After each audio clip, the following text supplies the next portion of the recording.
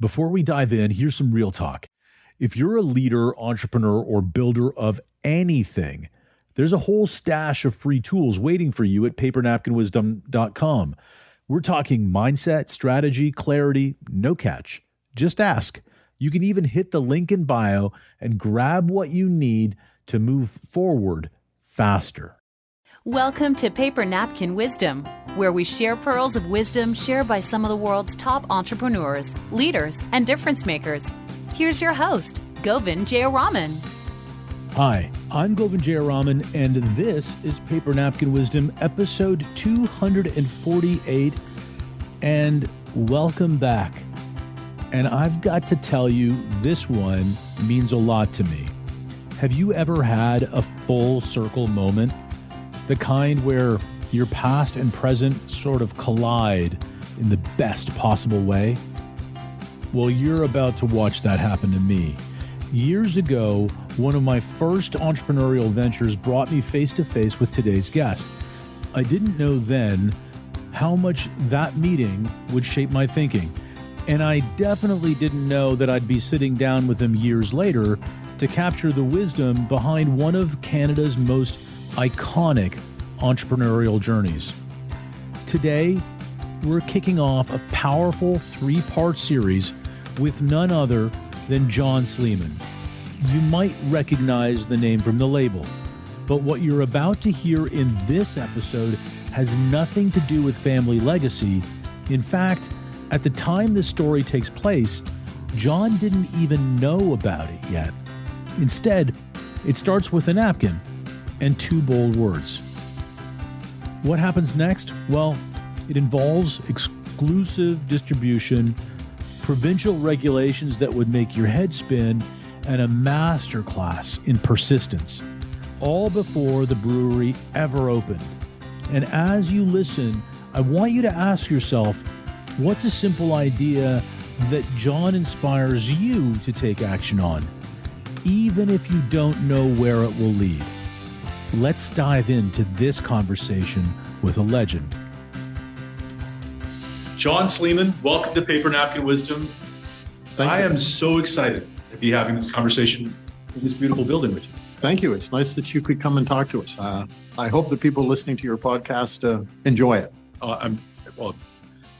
I don't know if you remember this. I said this once before, but when I was just after college and university, I started a business. It was called Fingertips, because back in the day of trying to find out when somebody had a good wing night or another thing, and money was short. So I was a hunter for the wing nights. And a friend of mine and I, Matt Fox, we came down to Guelph with this idea that we were going to start this magazine called Fingertips. And what better sponsor for our magazine than Sleeman Brewing Company? Wow. So I came down and cold called Sleeman Company with Matt, and you agreed to sponsor the magazine.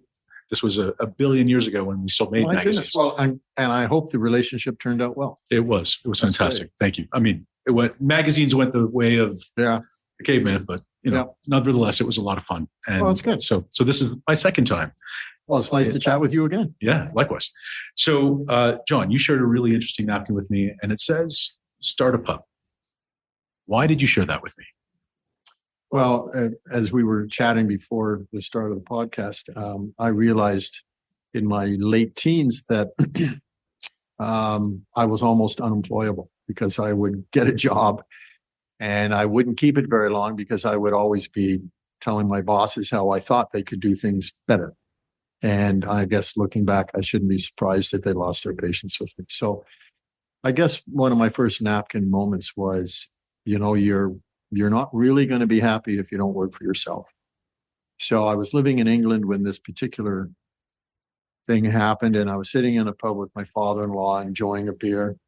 And he and I were chatting about, what do you think you're going to do with your life? And he had got me a job working for a large telecommunications company. And while it was very generous of him, and I was also living in his house, they were very generous. I realized that my passion wasn't in working for somebody else. So my first napkin moment was, okay, you better figure out what you want to do for your life. And you won't be happy working for somebody else. So the aha moment was, I think you're going to have to work for yourself. Okay. If you're going to work for yourself, what are you going to do? And sitting in a pub enjoying the beer, I thought, well, I guess I could be a baker or something else, but I love being a pub owner. I love drinking in pubs. So I thought, well, kind of hard to make money if you're on that side of the bar buying the beer all the time. It's better if you're on this side taking the money. You're still relatively sober. You're seeing people having a good time. So I thought, yeah, I'm going to be a pub owner and spend my life in beverage alcohol. It's amazing. So sitting there in England, you decide that you want to start a pub. Yeah. What's the first step? And here's the thing. I mean, one of the businesses that I remember being told very early on never to start was a pub business. And a friend of mine once used to say, here, I've got a great idea for your pub business. Let's go out to a field. We'll take a hole, dig a big hole, take all your money, put it in the hole, we'll bury it, and never walk back there again. You'll have as much fun. You know what? I've heard variations of that story. And as I look back on my business life, there have been some holes I've dumped an awful lot of money into. I remember trying to come up with a business plan and thinking, well, I love pubs, therefore everybody else will. So I came back to Canada and literally went and got a skill saw and started building a pub in Oakville, right across from a university campus, a college campus, because as you and I were talking earlier, college kids don't always have money for food and clothing and tuition, but they always have money for booze. So I started the pub with kids who had to walk by my door to get to the classroom and then walk back past my door to get to their dorms.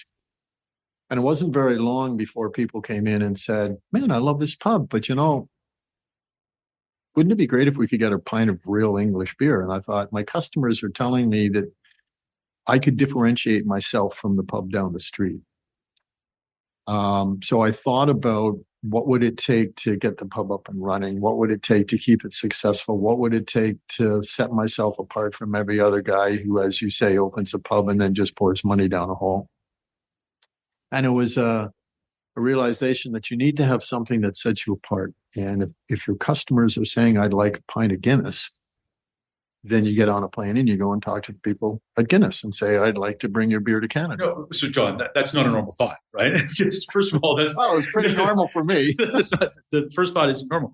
But the other part of it that I think is really interesting about your story, and we've had the benefit of having some side conversations leading into this, but you were in conversation with your customers and you were able to hear the feedback that they were giving you, right? Very often, I think. But isn't that what entrepreneurs do? Yeah, I think we try to. We think we are, but we're not really listening. I think we don't harvest useful information. We take it as criticism, right? Oh, I'd like your pub better if you sold English beers. Well, what's wrong with my beer?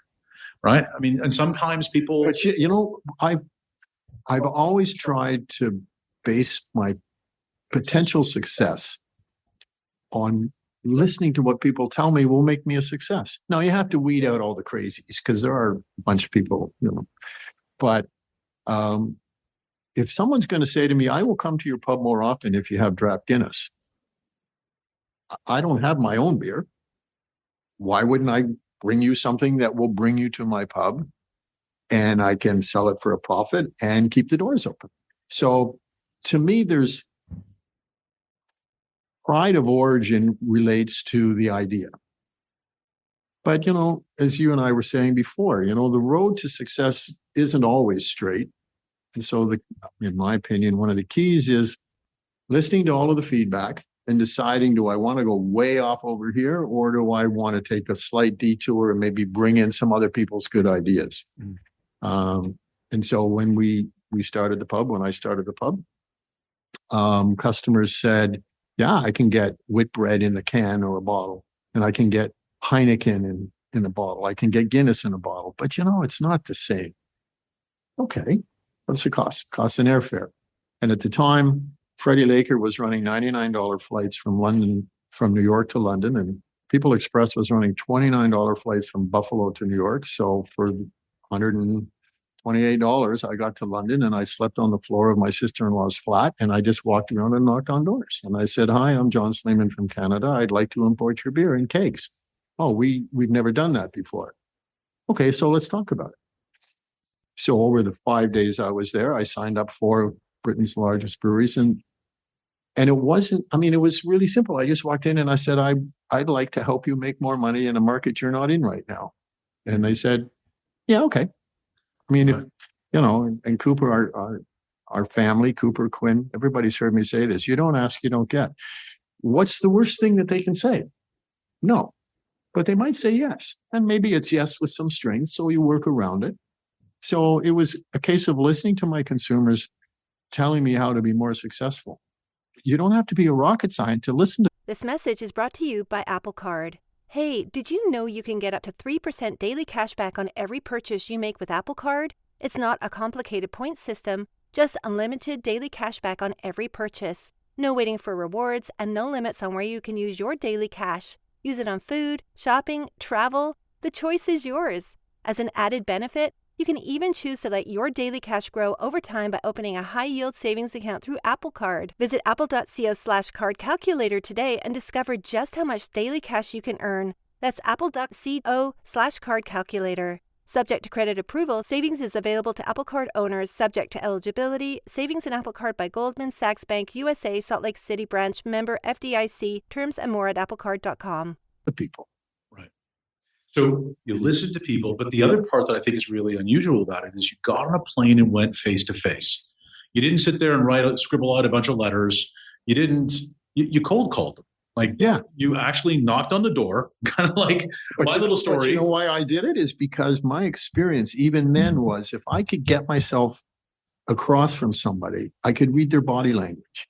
Like, you can tell pretty quickly when your idea is not going to fly or you're just irritating them. But you do have to be there. You will see their reaction, and you should be able to get a good feel when you leave about whether this is going to work or it's not. If I send you a letter, you could maybe not even read it, or say to your secretary, "Oh, yeah, say thanks, but no thanks." If I've made the effort to go from Toronto to New York to London to your office, and I've asked for 15 minutes, I'm going, "Hey man, I've come all this way. Can you give me 15 minutes? And it's not about making people feel guilty. It's about making them realize you're friggin' serious. And that was important.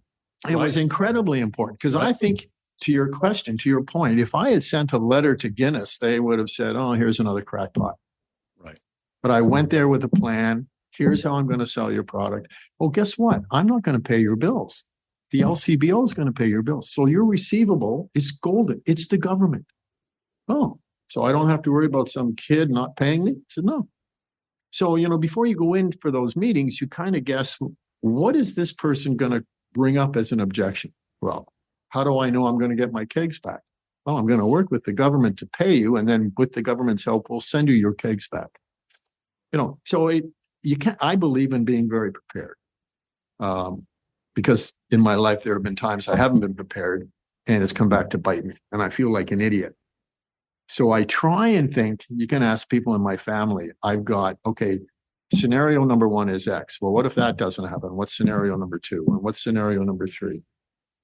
And one of the good things about working in Guelph and living in Oakville is I spend an hour and a bit every day each way in the car. Okay, I'm thinking about potential scenarios.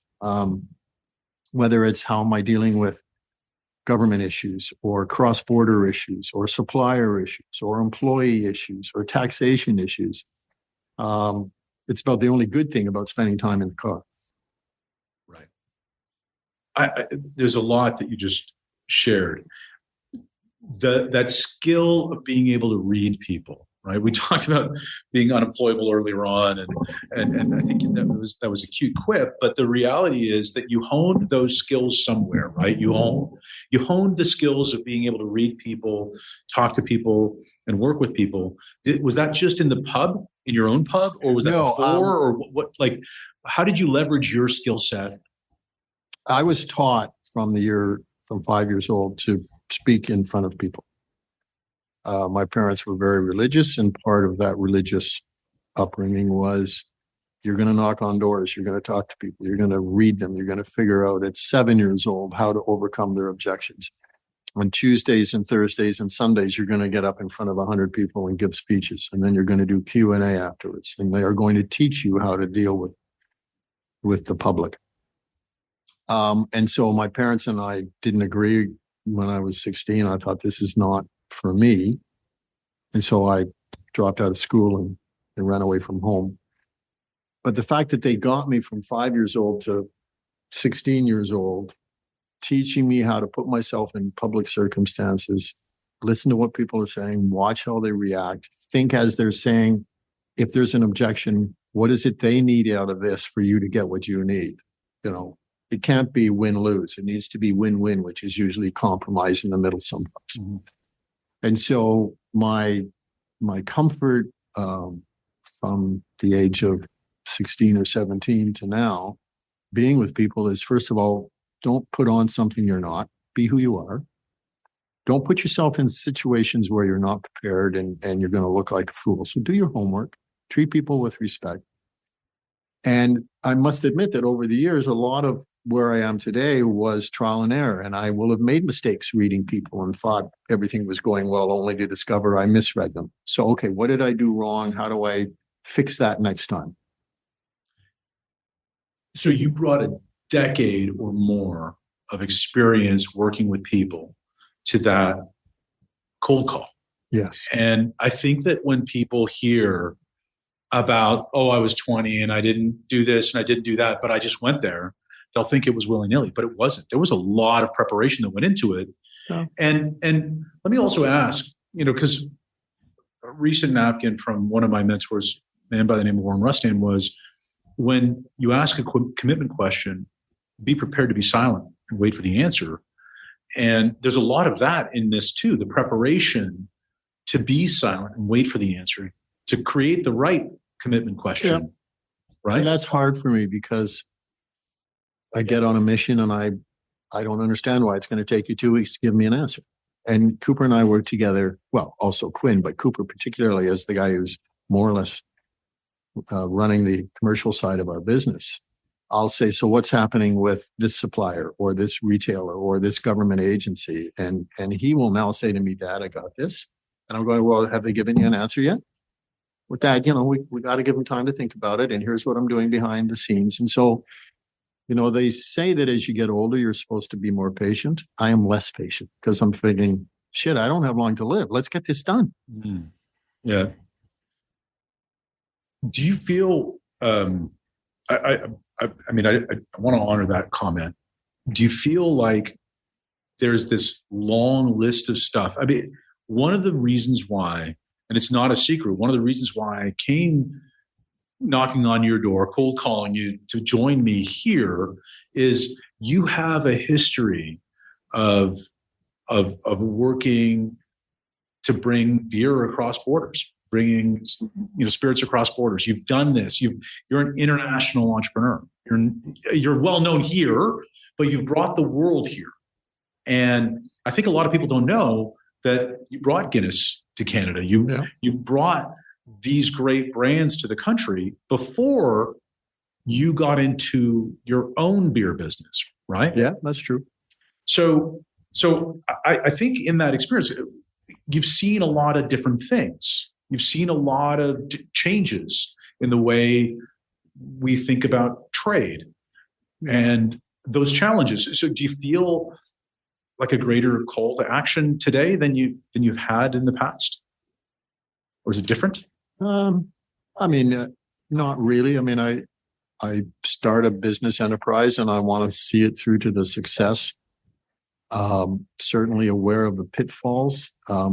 Learn that, to my very pleasant surprise, I've outlived an awful lot of people who said this wasn't going to work, whether it was at government level or suppliers, because they often change. And the guy that said no yesterday is replaced by someone I should see today because he might say yes. Right. So, the only call to action is get up and do your job, as Bill Belichick said, And so let's go back to, it's a no-brainer today. Like, anybody, anywhere says it's a no-brainer to get the distribution license for Guinness. That's a gold mine. What are you talking about? But that wasn't the case back then. And it wasn't a slam dunk because, we were talking about it. Even the idea of bringing a keg into the country wasn't something that could be done back then. Yeah, it's true. I mean, to our earlier conversation, I tend to say yes first. Then I figure out how to deliver on the yes. I tend to ask forgiveness instead of permission, because once you're doing something, it's a lot harder for someone to say you have to stop. If I'm bringing in Guinness and somebody doesn't like it because it contravenes some rule, I say, well, I'm still bringing Guinness. How do we change the rule? So I remember going to see the people at Guinness first in London, and then they said, no, export Guinness comes from Dublin. So I went to Dublin, and they said, well, we make Guinness in Canada and put it in a bottle. I said, yeah, I know, but my customers won't draft Guinness. And they said, well, if you really think someone's going to drink it, and I'm sitting there incredulous going, you should be selling me like this is the best liquid in the world. But you're saying to me, if you think somebody wants it, then you need to see Joe Bloggs. And at that time, Labatt's had the rights to make Guinness. And so the folks at Park Royal said, after you talk to them in Dublin, if you can get them to supply you the stuff, go and talk to Labatt's, and they'll have to agree that you can bring in a product that could possibly compete with their bottle product. All I remember is that my customers wanted the real thing. They could buy bottled Guinness from Labatt's, which was a great product. It's called Foreign Extra Stout. It was based on a recipe in Jamaica, which is a different Guinness. It's not the Guinness the Irish drink we wanted. So I went and I said, how much is it going to cost for you to allow me to bring in Guinness in kegs? And they said, we don't think anybody's going to drink it. So give us, I think they said $7 a barrel as a royalty payment, or $5 a barrel or something. And I said, sure. I had no idea how I was going to pay for it. I realized afterwards, I just put the price up $5 or $6 or $7 and we're good. And so we went and made the deal, and suddenly people were coming out of the woodwork going, man, this is fabulous. How did you do it? And I said, I just went and asked people. You can't be afraid because something looks too big to do. You can't be afraid because you think someone's going to say no. Yeah. If you're an entrepreneur or a business person, you kind of set a goal. Are you determined to get there? Are you going to let people say no and throw you off, or you're going to get it done? I remember talking to the boys when they were teenagers about the idea of being your own boss and running your own companies and all the problems that come up every bloody day. And I said, listen, imagine that you got a girlfriend in Ottawa and you live in Oakville, where we live, and you want to see her this weekend. You would normally get in one of our cars and you drive up the 401. But what if the 401's closed? Are you going to stay home, or are you going to take Highway 7? Are you going to do something different? Is your end goal still to get to Ottawa? Is your end goal still to bring Guinness? Is your end goal still to have a brewery and a distillery? Well, then you can't let little stuff get in the way. I love that. Little stuff. So yes, you said say yes first and figure out how to deliver on the yes. Right? Yeah. And I know that integrity is really important to you. Right? Yeah. And when we were talking earlier on, you talked a lot about integrity and how important it was to you. And you also said just now, forgiveness rather than permission. Now, Some people would say that those things are contradictory. They'd say, oh, no, how could you have integrity when you're asking for forgiveness? What would you say to that? What are you thinking? Well, I've never had anybody say it that way to me. I suppose they are contradictory. I don't know. I just know I want to get someplace. And if someone's keeping me from getting there, I'm not going to kill somebody in a holdup, but it's a transgression level. Like, if you're going to do something wrong and ask for forgiveness, what's the worst thing that can happen? You're going to end up in jail. Well, then you probably shouldn't take that chance. Are you going to drive too fast down the road and have your radar detector taken away? Well, I'm late for a meeting, so I have my radar detector. There's a balance. Right. And I think that what you're also saying is it's about delivery. It's about figuring out how to get there. Yeah. And you might have to apologize for taking a little bit longer, or taking a different route, or not asking for permission for the route, but you got there. Mm-hmm. And I think that's part of it. But to be fair, I can't be the only person you've ever interviewed who doesn't think that way. Because No. if we all wait to get permission, we'll never get any bloody thing done at all. No, you have to act. And I think that there's this gut check that we all do, right? And we talked about this. I think one of the things that we do really well as entrepreneurs when we're in that right zone, when we know it's something good, is we see a vision and we take that first step really quickly. Yeah. We might not understand, there's a lot of faith in that step, right? Because we don't know how many more steps it's going to take. We don't know anything about it, but we take that first step really quickly. And you took that first step really quickly. And that first step was getting on a plane, getting to England, sleeping on the floor while cold calling like the biggest breweries in the world. When I was in my teens, I used to race cars. And I didn't have enough money for my own car. So a friend of mine, we kind of co-owned this little Mini Cooper S. And I don't know whether he came up with it or I did. I don't think I can't take credit for it. But he had, in those days, you get a little piece of plastic and you'd run it through a machine and you would type letters on it. And then you would peel the thing back and you put it there. So over the speedometer, I put, he who hesitates is lost. You want to wait, then the guy behind you is going to pass you. Right. Or do you see an opening? You better move quickly because it may not ever open again. And that has been my philosophy with some moderation in business. Now you do have to do some prep work. As I said, you do have to be prepared.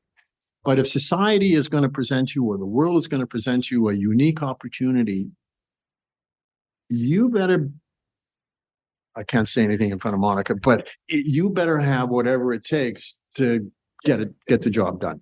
Yeah. And take a risk and do it now.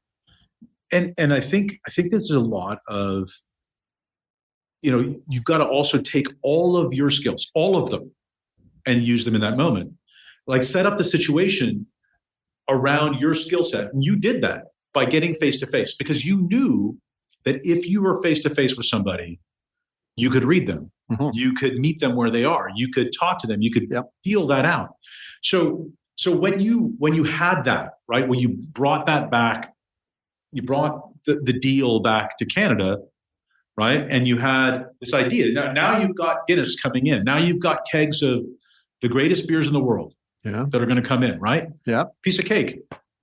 You'll start selling them, right? Should have been easy. It wasn't quite. Place your order here. You're standing there with the taking orders. Yeah. Well, you see, sometimes naivety is advantageous. I came back and I was, as I said, in the first 5 days of being in London, I signed up most of the big British brewers. And then I went to the LCBO and introduced myself as, hi, I'm the new guy who's going to import draft beer. And the gentleman in charge of the LCBO was a very nice man, but he said, this isn't going to work. And I said, why? I'm the agent. We have a problem. And he looked at me very kindly and said, no, we don't have a problem. You have a problem. What you're trying to do is illegal. And I said, well, we got to fix this because I just told these people I'm going to import beer. And I remember saying to him, his name was Jacques Coulard, and I said to him, well, can you show me the rules that we're going to have to change? And he said, what makes you think you can change the rules? I said, well, I'm going to present you with a deal. Kind of looks at me like, I'm a bureaucrat. I don't care about deals. But what's the deal? I said, well, you say it's not done now. It's impossible to do it.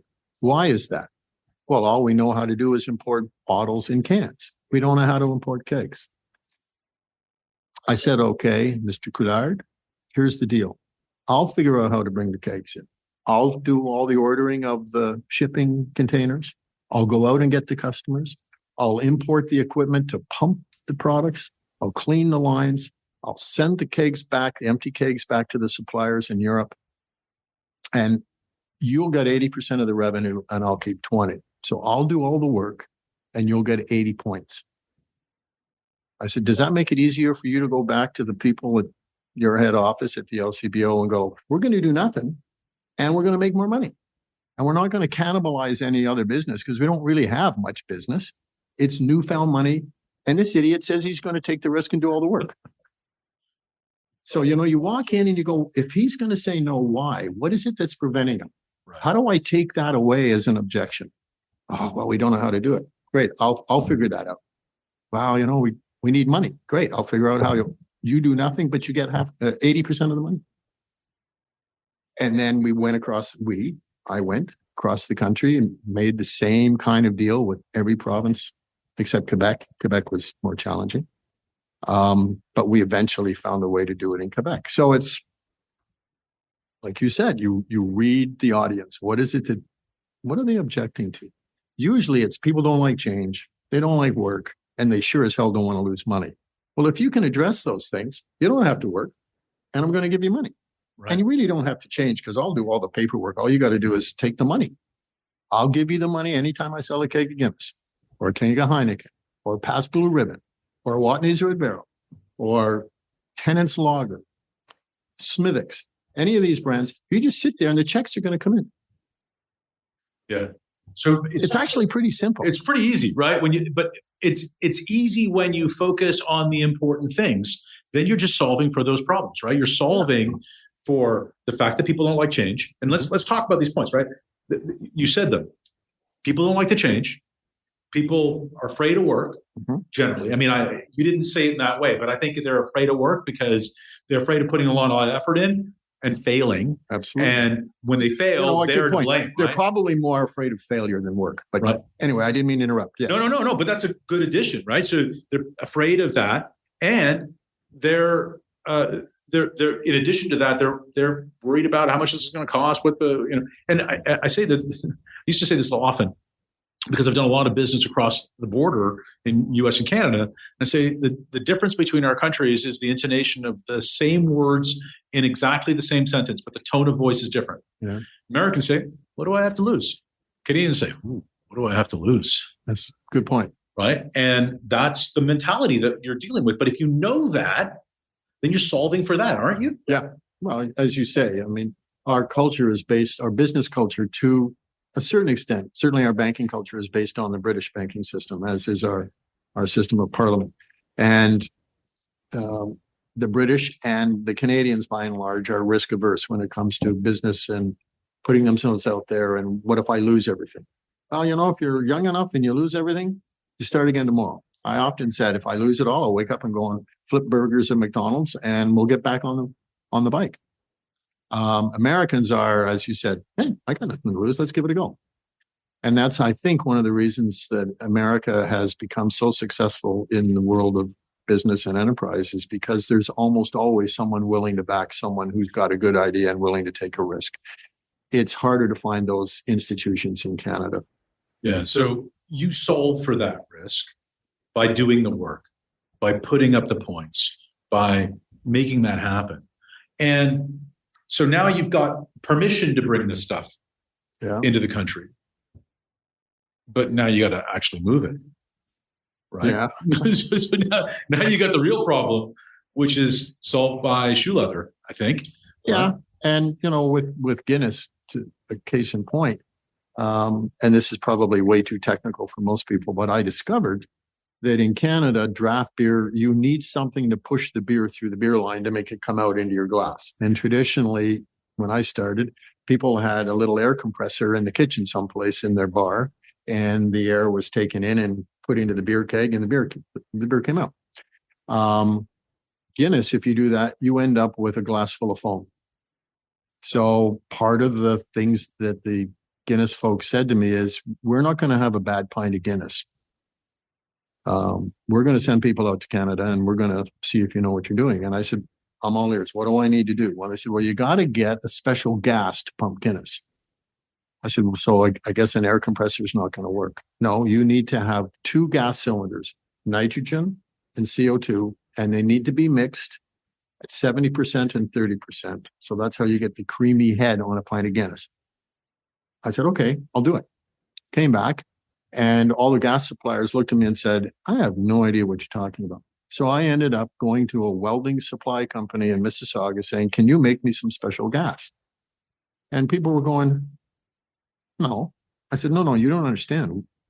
We're bringing kegs of Guinness. And I'm going to tell people that you're the only guy who has this gas. And I'm going to sell Guinness to all these pubs. and they're going to come to you for the gas. And then we're going to say what a great company you are and how good that pint of Guinness is. And it's all because of you. Well, yeah, we'll do it. So, the answer is no. Well, why is it no? Well, we don't know how to do it and we don't know why we should bother. Well, here's why you should bother. Yeah. So, it just comes back to, why is the answer no? Can we find a way to make it a yes? And at any given one of these, like the thing that I'm loving about this story is at every turn, there was a challenge that was not on the book, right? It wasn't a beer challenge. Yeah. It wasn't a pub challenge. It wasn't a pour it in the glass challenge. It wasn't a serve it challenge. It was import legislation problem. There was obviously there were challenges with who's going to do this, how they're going to do it. It's illegal to do. You solve that problem. Then it's technically impossible to do because the equipment doesn't exist to be able to do it. You have to solve that problem, right? Did you know about all the problems when you started, or was it just the next problem when you got there? Not a bloody clue. If I knew all the problems, I might have been dissuaded. But I'm a fairly glass half full kind of guy. Like, got a problem? Let's fix it. I'm a fix it kind of guy. And if I want something bad enough, I'm not going to let something like I don't have the right gas to pump Guinness. That's Jesus. I got everything else done. That's not a problem. So you just need, and you can talk to Cooper and Quinn about it, and the folks who work at the distillery and the people who work at the brewery. I mean, you wake up every day, there's going to be a problem. What kind of person are you? Are you the kind of person that fixes problems, or are you the kind of person that goes back to bed? Don't work for me if you're the type that goes back to bed. Yeah, it's amazing. So it was dealing with the next step every single time as it came up, right? And the challenges came together. You distributed Guinness across the country. Yeah. And of course, all the other beverages. I'm showing my preference for Guinness a little bit. And of all those brands, Guinness is the one still in my fridge today.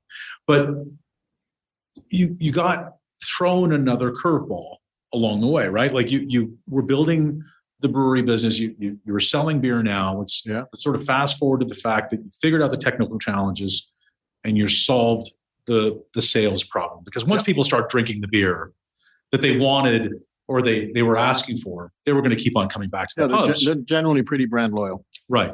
So what happened next? You got a bit of a surprise. Yes, I did. Yes, that's an understatement. So the point in time that you're speaking about, I was probably in my mid to late 20s, maybe. And I alluded to earlier in our conversation that my parents and I had a parting of the ways when I was a teenager. And so just when I would be sitting having a beer with my parents, I left home. And my parents didn't consume alcohol. So here I am. I leave home. I go and live in England. I marry a girl in England. I come back. I build a pub. I start a company importing beer to other pubs all across Canada. And I'm, as I said, in my mid to late 20s, and life is looking pretty good. And my father's sister, my aunt, who I adored, but I was not allowed to see. And I hadn't spoken to her for more than 10 years. She said, and she was living in Ottawa where I was raised. I was in Mississauga. And she said, I'd like to come and see you. I need to talk to you about some family things. And so she said, her name was Florian. And she said, I want to come, but don't worry. I won't stay too long. I said, well, I'd love to see you, Florian. How long would you like to stay? She goes, well, I'll take the train down on a Friday night, and I could be gone by Saturday night. And I assumed the worst, like your father's dying of cancer and you're not talking. So anyway, so I'm prepared for a very unpleasant weekend. And she comes in and she sits down in our living room and she says, tell me about what you do again. You're in the beer business. And so I tell her about the pub, and I tell her about the imported beer company, which I didn't name after myself. I wanted people to know the brand. So it wasn't the Sleeman Import something. It was the imported beer company. Keep it simple. It was called Tipco.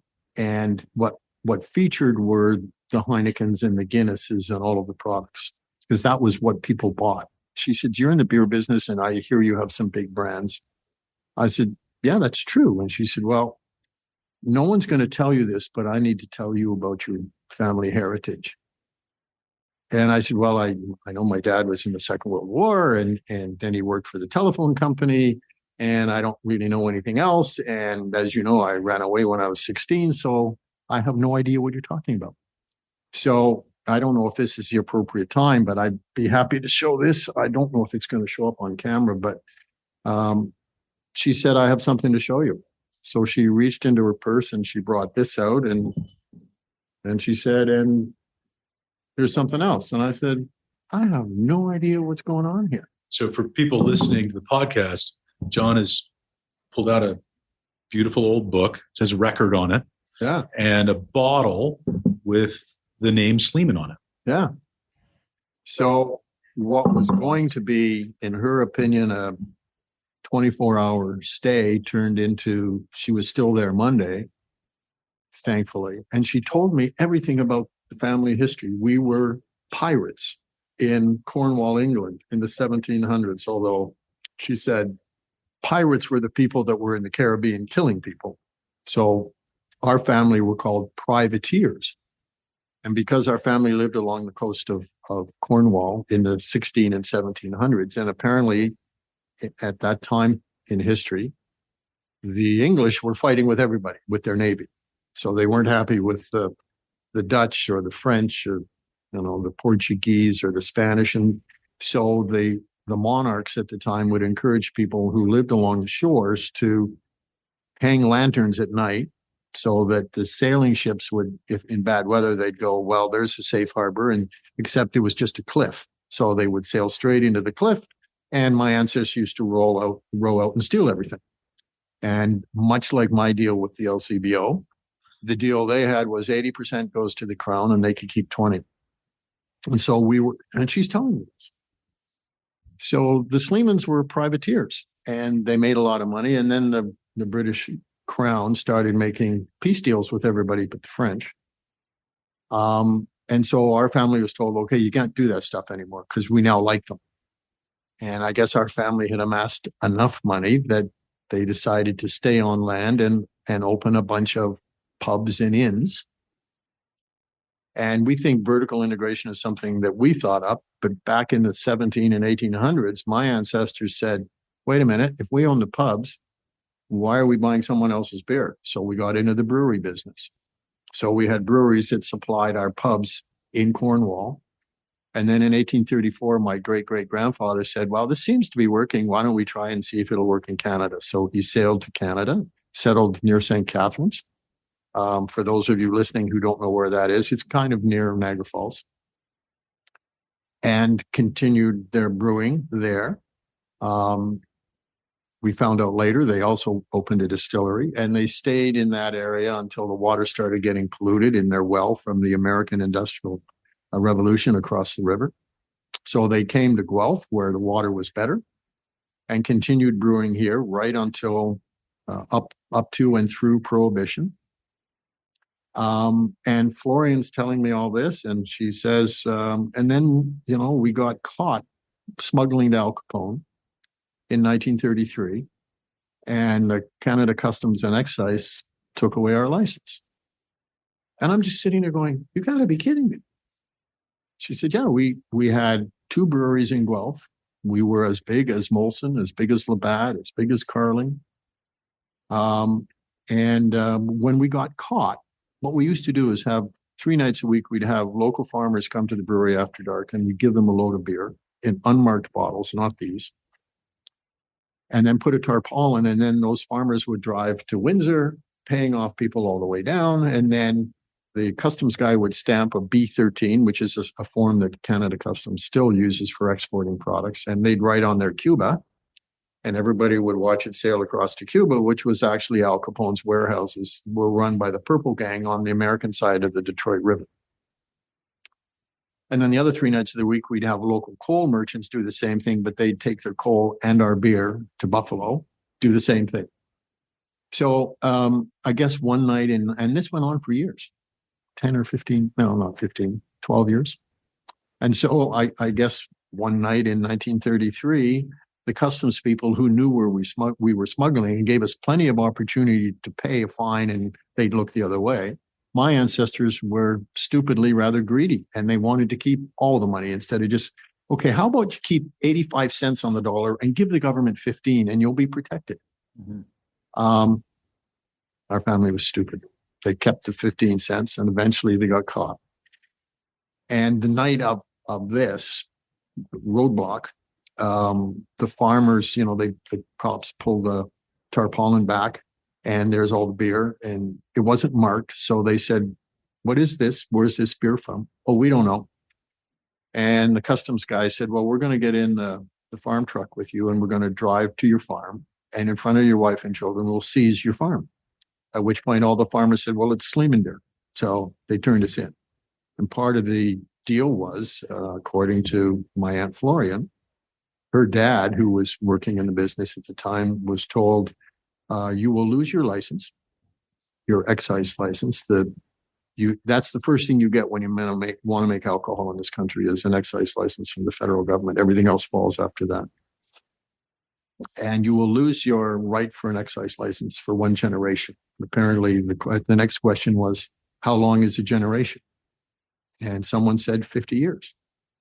This was 1933. So I've been in the beer business for many years by the time Florian comes to see me. And she says, so it's now 1984. I've waited 51 years. I've been waiting to give somebody this book for 50 years. And I've been waiting to give somebody this original bottle of Sleeman beer for 50 years. It's now 51 years. Here you go. You're in the beer business. I think you should build the brewery. It's amazing. We're going to pause this conversation and come back in part 2. Okay. What a gift. Thank you, John. I'm very lucky. Oh, you're welcome. It was nice to chat with you. Likewise. Wow, what a ride. In this first part of our special 3-part series with John Sleeman, we got a rare look at John before the brewery, before the name was iconic, and before the legacy entered even the picture. What did we see instead? A relentless entrepreneur navigating red tape, a young visionary negotiating with provincial liquor boards, a guy who wrote Start a Pub on a napkin and just kept going. So what did he do? He started with the problem that he could solve, not the story he thought he should live. Persistence opened doors that aren't even supposed to be open. Exclusivity can be a differentiator, even in a crowded market. And your legacy doesn't have to come first. It can come from the work. Momentum creates meaning, not the other way around. What stood out to you about part 1 of this story? Take a moment, grab a napkin, write down your biggest takeaway, and share it online with the hashtag Paper Napkin Wisdom. Maybe it's an idea, maybe it's a deal you've been putting off, maybe it's just one word. And hey, if this episode moved you, made you think differently, or fired you up, do me a favor. Subscribe, rate, and leave a review. Most importantly, share this episode with someone who needs to hear it, because this story, it's just getting started. Next time, we dive deeper into how John Sleeman uncovered his family's hidden brewing history and how that discovery reshaped everything. Until then, remember, small ideas written on napkins can change everything when you take action. Make it a great day.